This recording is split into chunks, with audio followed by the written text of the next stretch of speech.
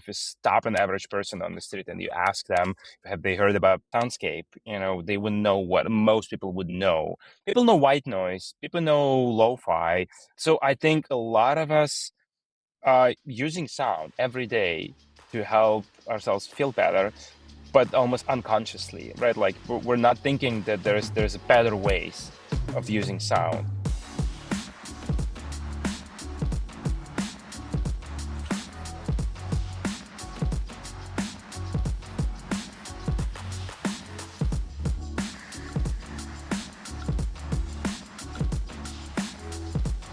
Welcome back to the Fitt Insider Podcast. I'm your host, Joe Veneri. Today I'm joined by Oleg Stavitsky, co-founder and CEO of Endel. In this episode, we discuss the company's AI-powered functional audio platform.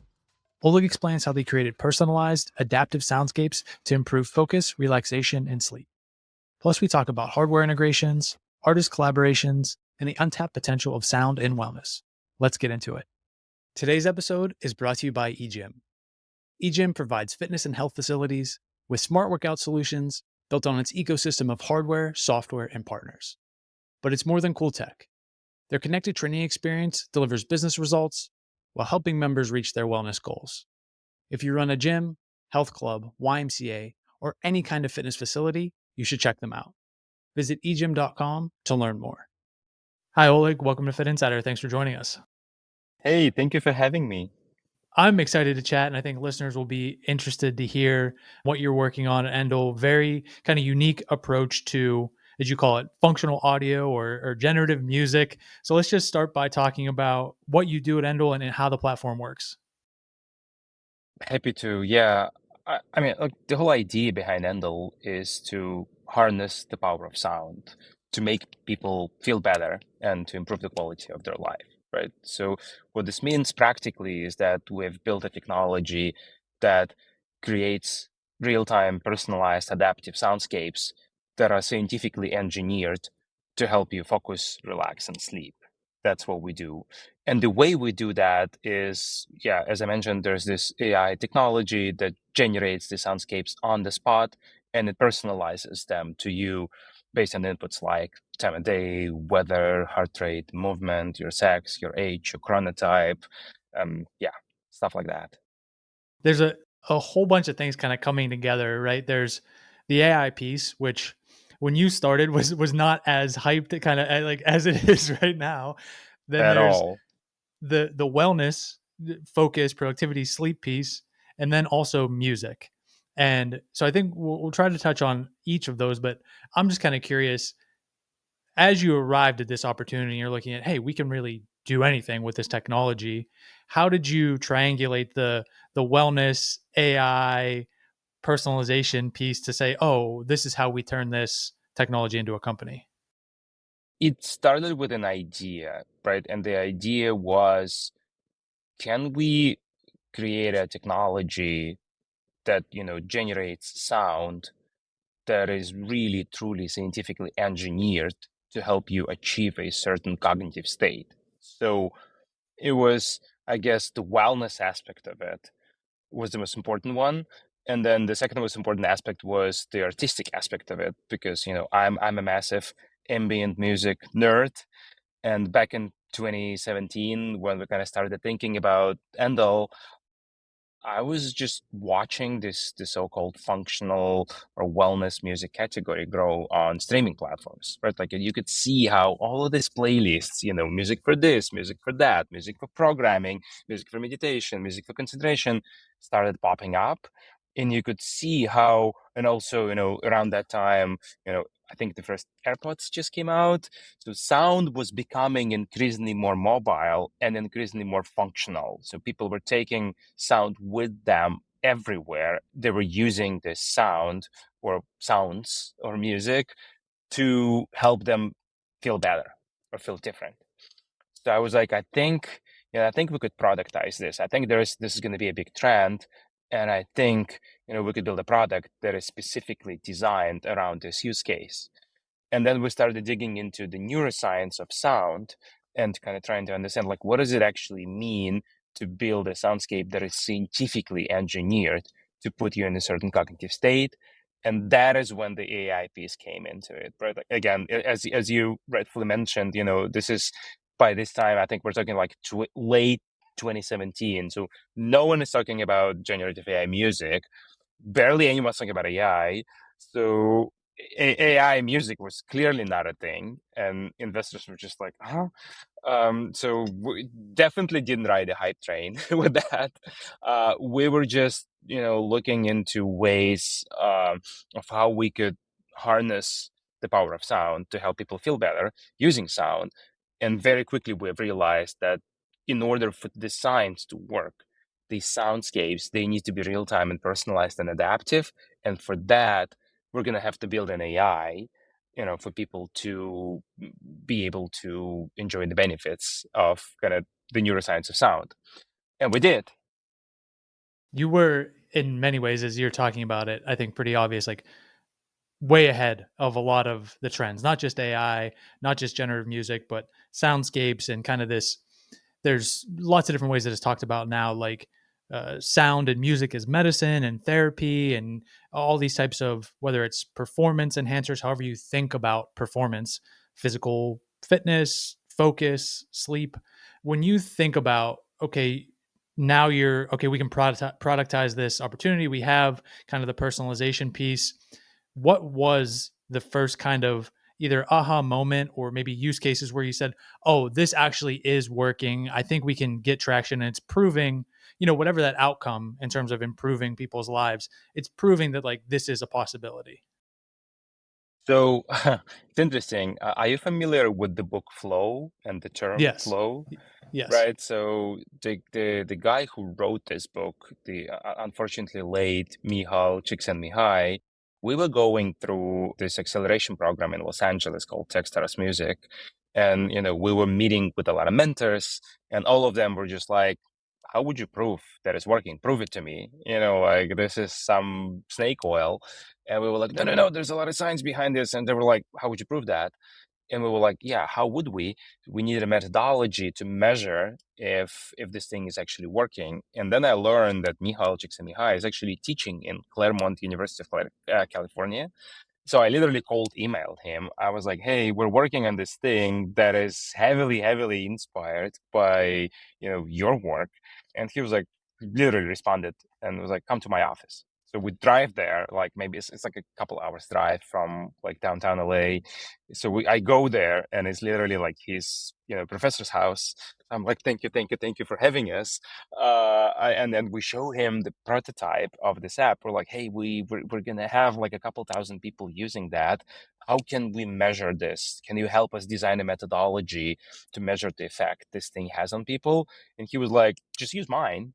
And he stands up and gives us like yes, like it's like where you can imagine like all kinds of books and documents like just all around the house, like all over the place. And he gives us like a set of forms from like the 80s, which are, and these forms are actual forms that he had people filling out when he was doing the research for his book Flow. So he was trying to determine a set of kind of questions that he would ask people to determine if they are in a state of flow or not. And when he was doing that, that was back in the 80s, so and I think early 90s. So he had like people wearing a pager, and he would page people, and they would had to pull out like a set of forms and fill them out multiple times a day. And but the questions are very, very straightforward. It's called the experience sampling method. That's what he invented. So we took these forms and we scanned them, and we literally turned them into an interactive survey. And obviously we didn't have to page people. We have a few thousand people using the beta of the app, so we could just send them a push notification, and we were like, hey, to continue using the app, can you please fill out this form? And they did. So we literally used his method to measure if we are putting people in a state of flow. And then, we did that for a few weeks, and then we look at the results. And it's just like, wow, those numbers are like, if you go to our website on the front page, we're saying like 7x concentration increase. Like those numbers, they come from that, from that survey. And we were like, oh, wow, it is working. but then so that was like the first kind of quote unquote validation that we did. But then after that, the product was already live. We've already been on the market for about a year, and then we were like, okay, let's do a proper peer-reviewed study on around one use case for Endel, and we chose focus. And what we did is we've partnered with this company called AirTop that has this proprietary technology that analyzes your brainwave activity in real time. So we recruited 50 people, and we've had them wear an EEG headband and listen to Endel focus mode and perform their task of choice. And we would just objectively measure their brainwave activity. And we would then compare that brainwave activity to when they were listening to their playlist of choice. And again, performing, whatever work they were focused on. And then we would just objectively compare like two sets of EEG data. And it was very, very clear that, when you look at someone's brainwave activity, when they're listening to like a static playlist, it looks like this. There's like peaks and drops, peaks and drops, peaks and drops. Because, a song kicks in and it works for you, but then it ends and another one begins, and your brain basically has to readjust itself all over again to this new song.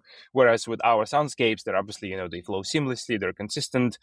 It's just like you can see that we're putting people in a state of flow and we just keep them there. And that's when we published that white paper. And it was then later peer reviewed and published in a very reputable scientific journal called Frontiers of Computational Neuroscience. We were like, okay, now we're talking, we have actual proof that it's working. Yeah, that's incredible. It's an incredible story and how you arrived at that. It's also, in some ways, as you're talking about measuring brainwaves, it's like you're a brain health company as well in terms of, getting people in this state of mind. Just for context, you mentioned kind of 2017 starting. How big, however you quantify big, is the platform now, whether it's users or sessions or maybe some combination of those things? What I can share is our users generate over 4 million hours of listening time every month, right? Like, and that number has been steadily growing. So you can see that people are listening to Endel more and more and more every day. So just the average, time spent on the app, average, will listen, like the length of a session per active user has been consistently growing. So what this tells us, there's obviously all other kind of metrics that we're tracking, but this is the one that tells you, okay, where people are clearly loving the effect and they want to have more of it, and like people are finding new ways to help them use Endel during the day. One of the you don't maybe have to respond to this, but because from the outside looking in, and I've been following Endel for quite a while, and I've been a user and been intrigued by the space. It's to me, there's different companies when you think of broader health, fitness, wellness. All Trails and Strava and maybe various meditation apps and all these things. And to me, when I look at it, it seems that Endel has stealthily been building a massive company, huge user base, maybe that is not as well known because of the generative music. People maybe aren't as familiar with it, or the focus and cognitive enhancement. But it seems to me that there's this again, like a massive opportunity to be like one of those preeminent, like when you think of performance, focus, productivity, sleep, anything related to what sound can do. Like Endel is that company. How do you think about like this, or do you think about like this wellness landscape and other apps and companies who have maybe done similar things? Do I? Yes, Yeah. I do think about this landscape every single day. And I think we're still very, very early, frankly. And like the fact that you and I are having this conversation right now, and you opened it by saying, oh, there's this understanding and recognition of the power of sound and soundscapes, and, we were the pioneers. I think I think this is still not mainstream at all, in the sense that, if you stop an average person on the street and you ask them, have they heard about even of the term a soundscape, they wouldn't know what most people would know. People would be like, is that like lo-fi? Is that white noise? People know white noise. People know lo-fi, but they're not. So I think a lot of us are using sound every day to help ourselves feel better. but almost unconsciously, right? Like we're not thinking that there's better ways of using sound. So in many ways, I think now finally we're seeing all of these pieces kind of coming together, and it's people are understanding, like, the power of sound. People are like, the term soundscape, is now more, I mean, it's less of a niche, although it is still very much a niche, I would say a niche term. So as I said, like in many ways, I think kind of the mainstream understanding of the power of sound is only just beginning right now. So we're very excited because like we've stayed committed to this vision. And initially you could see how we had to do a lot of education, right? Like, Yep. because, and we were also, I mean, we were also like very young in terms of our product experience. Endel is a very abstract app. It's black and white and it's very artistic, and people would download the app and it would be this abstract black and white thing, and we would be like, here, take this beautiful object and just use it. And people are like, how, what am I supposed to listen to it, like, when, which time, which soundscape? So we did a lot of work on making sure that people understand what this is and how it's supposed to fit into their lives, right? Like, and so we did a lot of work, but also just the market did a lot of work in general. And I think now these things are kind of coming together, and I think now is the time. And there was a lot of copycats, and I welcome them. I think the more the merrier, in a sense that this space is so, I mean, it's wide open right now, and the more people are building in the audio space, I think the more work we're all collectively doing on educating people on the power of sound. So yeah, I mean, I'm not pissed at people copying us at all. The Fit Insider Podcast is brought to you by our friends at EGYM. This is an exciting partnership for us, and not just because EGYM makes some of the most innovative fitness products out there, but because the entire EGYM team, led by their CEO Philip, is committed to making health, fitness, and well-being more accessible for everyone. And that's a mission we can get behind. By combining their smart equipment with integrated software and hundreds of connected partner brands, EGYM helps fitness facilities stand out by delivering a personalized, gamified workout experience that improves outcomes and member engagement. So if you're a gym or health club operator thinking about how to best serve your members while driving business results, go see what EGYM is up to at egym.com. No, yeah, it's in some ways there's like you said, the more attention, the more interest, the more awareness, all those things kind of compound. And you have, at this point, almost a 10-year head start on that, trend. When you think about the education piece or the marketing piece, there's obviously this like user experience, onboarding, educating the people that may already be aware of the app or at least have downloaded it. So you have some control over that. Have you reached the point, or how do you think about like this broader market education? Do you think it's like Endel's place to be like, hey, we have to get out there and kind of tell the broader market and landscape about this, or you just think it's going to inevitably reach that point and you just happen to now be there?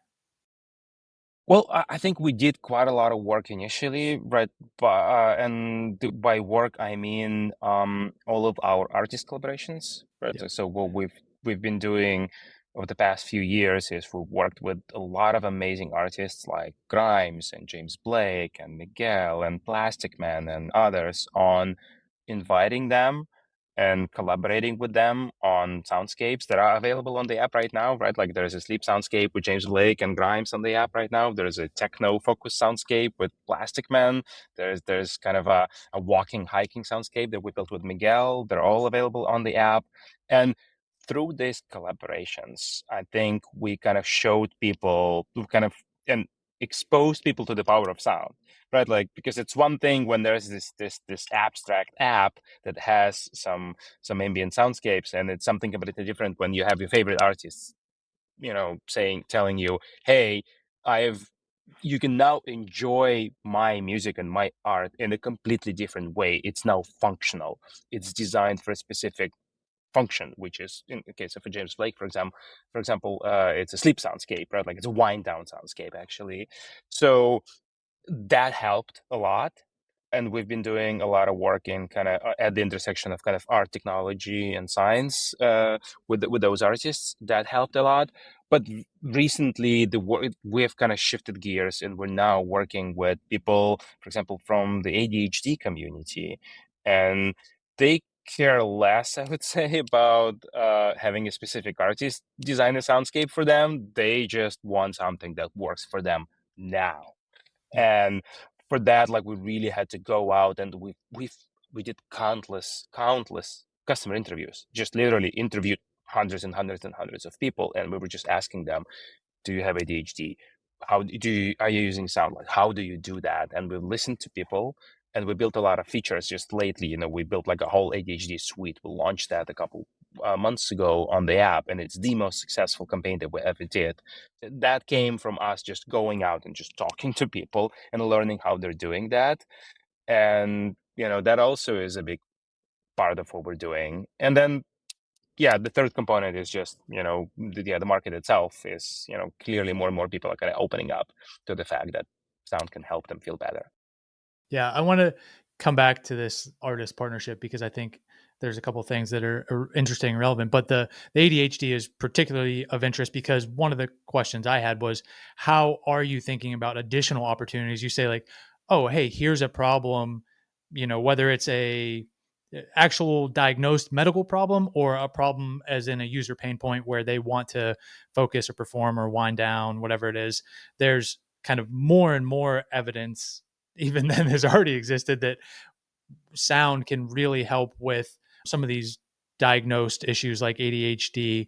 As you look at that, whether it's that in particular, mental health, depression, anxiety, what are there categories that you've identified that like, oh, we can continue down this path?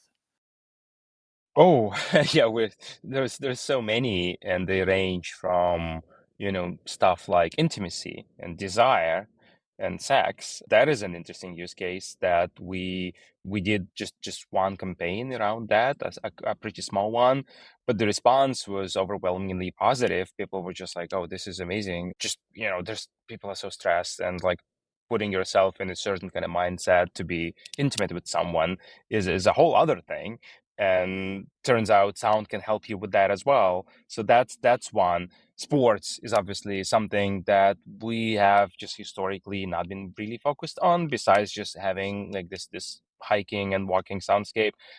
Like, we've just recently did a huge dive into how people are using sound, how runners use sound, right? Like, Yeah. and what we've learned, for example, is that a lot of pro runners actually don't run with music at all. Right. And a lot of people have told me, and I'm a runner myself, but I don't run like ultra marathons. But I've spoken to a lot of people who do, and they're just like, no, no, no, no, no. When you run like over 100 kilometers, like, there's no place for music there.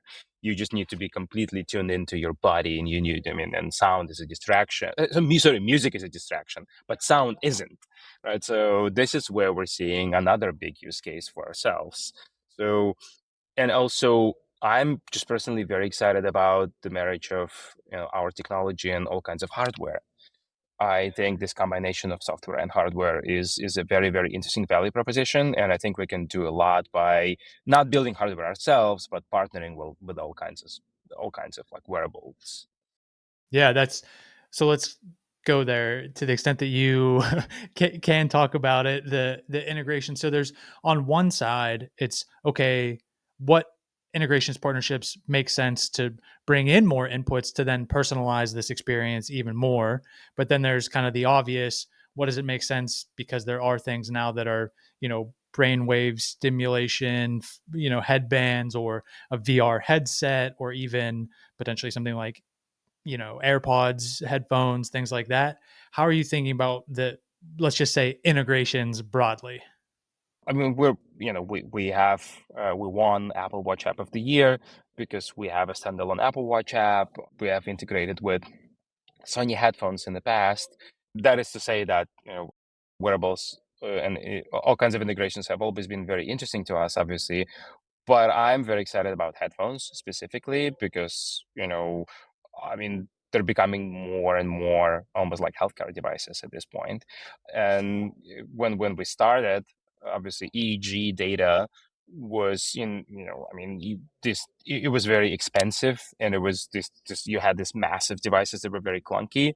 These days, we have all kinds of companies that have EG sensors inside their headphones, and the headphones look perfectly normal.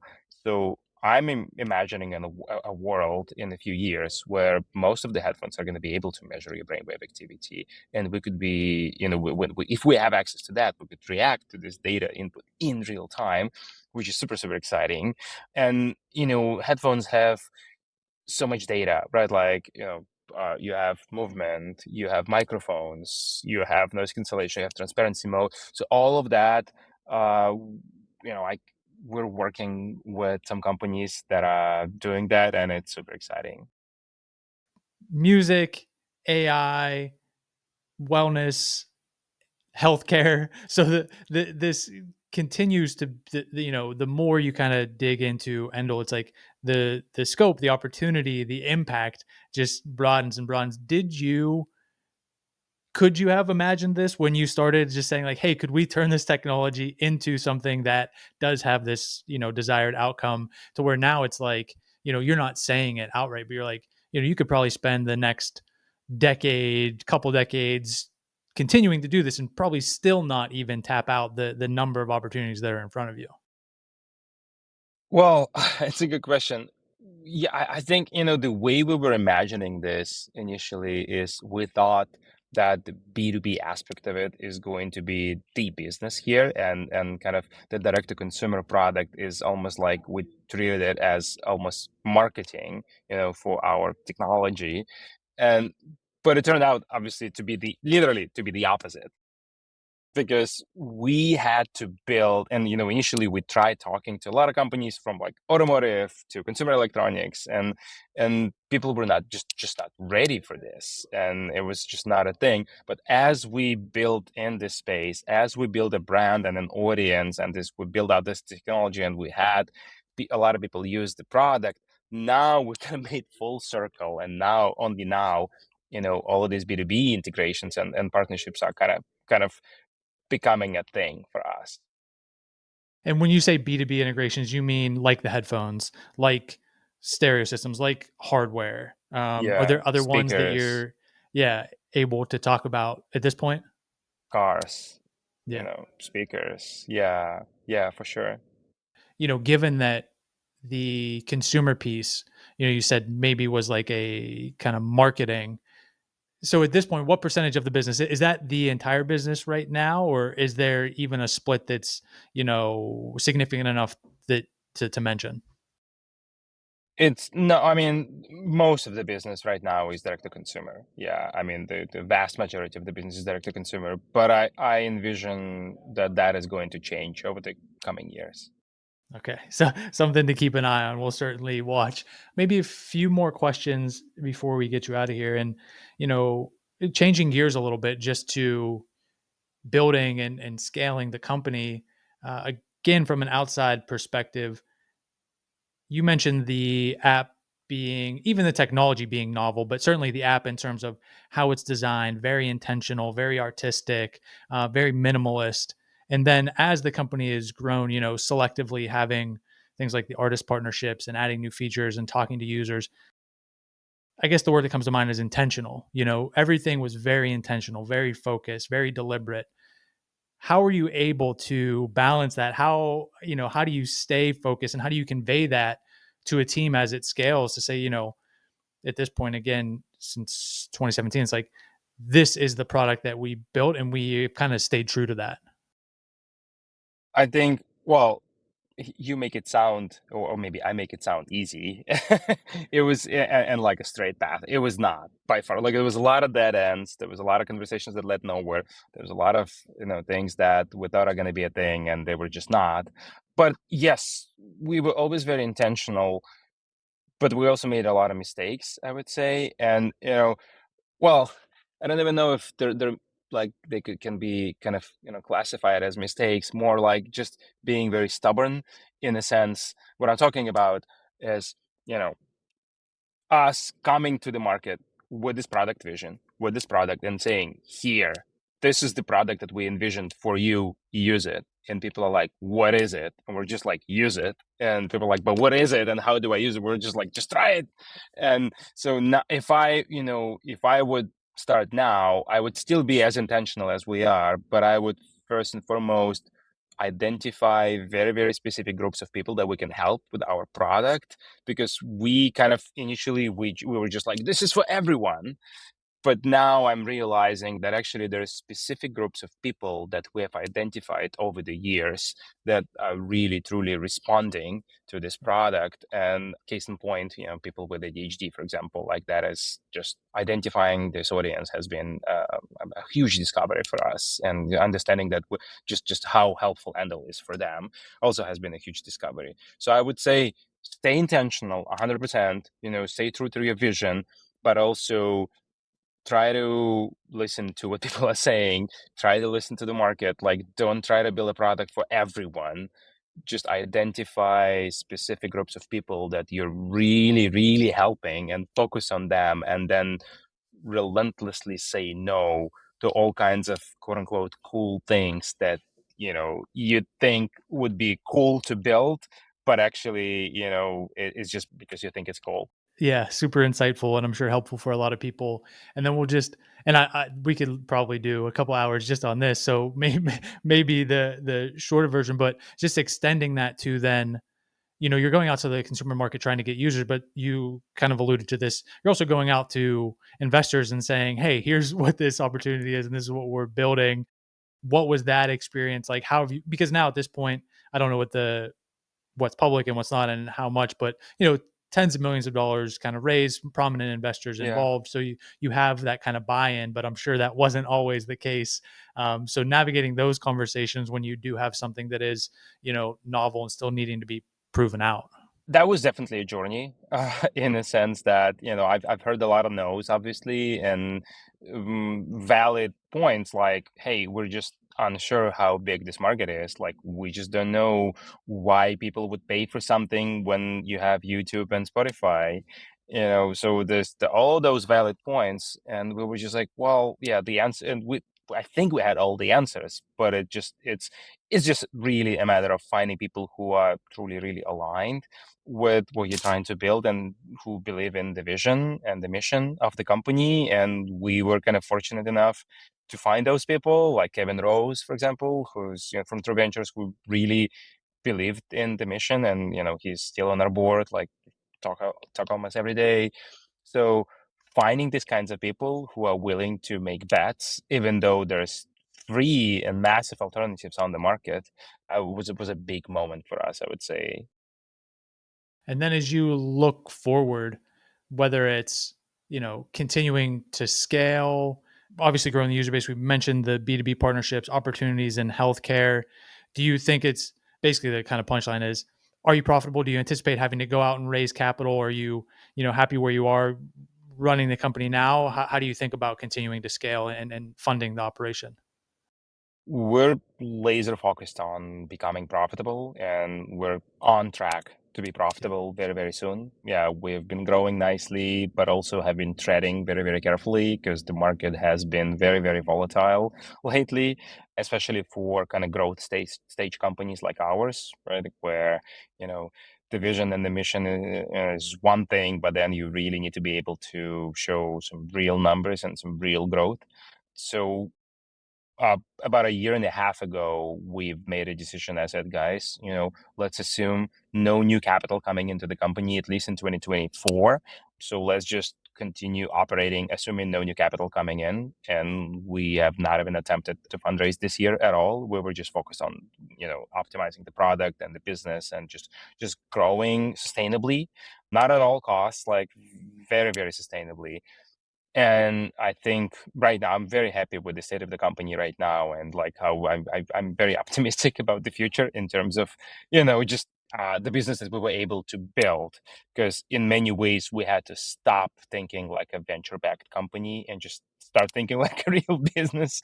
Like, because you just have to stop assuming that growth capital is always going to be available to you, because the market is very challenging. There's early signs that it may bounce back, next year. But right now, we're assuming things are the way they are right now, and we want to be in full control of our destiny. So that's the company that we're building right now. Yeah, that's a great place to be. Either way, if it works out and the funding and the market shifts in that direction, great. If not, you can keep on doing what you're doing and continue to grow into the future. Yeah, absolutely. Like if anyone's listening to this and like is like, I want to give these guys money, call me. But otherwise we're good. Yeah. And as we wrap up and kind of look ahead, is there anything that specifically we should be on the lookout for? You're excited about, or maybe hey, when the time's right, it'll get announced, and then we'll look out for it then. Yeah, I mean, I cannot announce like some of the big name partnerships that we're working on right now, but there's certainly interesting integrations that are coming for sure. So yeah, but I think the best way to follow what we're doing is just download the app, and that we obviously send people emails, and you can see what's happening with the product, like as we're building it in public in real time, because there's a lot of updates, and we're constantly tweaking and molding the underlying technology. Like, there's a lot of changes happening under the hood, but also we keep adding more features. So yeah, just get the app, and if even if you're not gonna use it immediately, just get it and have it on your phone. Like I'm sure it's gonna come by at some point. So if people are listening to it, like just try the app. Yeah, listen, we will put links to everything in the show notes. Encourage people to go check it out, and just super grateful for the time today. It's been an awesome conversation. Thank you very much for having me. This was fun. Thanks for listening to today's episode. If you got value from the conversation, please consider subscribing and sharing the podcast with a friend or colleague. It's a massive help. And if you want more content like this, including news and insights on the latest industry developments, subscribe to the Fitt Insider newsletter at insider.fit.co. And one more thing, you can learn more about our recruiting and consulting services at fit.co. That's FITT.co. I'll see you here next week.